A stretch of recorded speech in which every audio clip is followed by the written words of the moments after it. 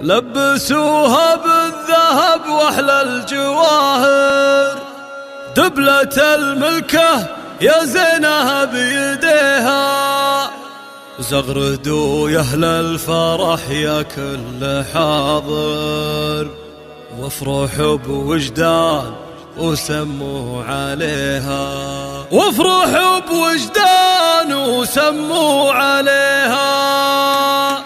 لبسوها بالذهب واحلى الجواهر، دبلة الملكة يا زينها بيديها، زغردوا يا اهل الفرح يا كل حاضر، وافرحوا بوجدان وسموا عليها. باركوها واشعلوا جمر المباخر، عدها اليوم انكتب على اللي يبيها، ما خذاها الا من شيوخ واكابر، دره غاليه ويا بخت قلبه فيها. يا العروس وجدان فرحك ما لا اخر، افرحي يا الفاتنه يا بنت ابيها. يا الامير اللي جمالك حيل ساحر، مرة كل الوصايف تحتويها، من هو قدك بالحلا من هو يجاكر، مرمرك بود العذارى مرمريها. انت بنت الاصل وخصالك نوادر، والادب والطيب انت تملكيها، بنت شيخ منزله بالطيب عامر، هذا خالد والمواقف يحتميها. وامك اللي كنها الا بدر ظاهر، ام وليد والحلايا تكتسيها، واتك اللي يسحرن النواظر، الحلاوه زين كل يحتويها. وافخري باخوانك رجال المفاخر، كل يطول المعالي ويعتليها. والختام عسى العمر فرحه وبشاير، والعروس الله يسعدها ويحميها. لبسوها بالذهب واحلى الجواهر، دبلة الملكة يا زينها بيديها، زغردوا يا اهل الفرح يا كل حاضر، وافرحوا بوجدان وسموا عليها. باركوها واشعلوا جمر المباخر، عدها اليوم انكتب على اللي يبيها، ما خذاها الا من شيوخ واكابر، دره غاليه ويا بخت